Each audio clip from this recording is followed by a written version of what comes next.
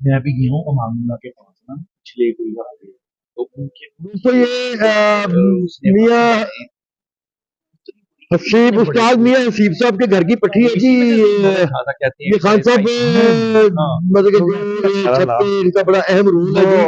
माशाल्लाह ये तो इसका शो करवा रहे हैं जी। और हीनो हीनो ब्रीड से ये है। और ये पोल्ट्री में दोस्तों ये पोल्ट्री में है।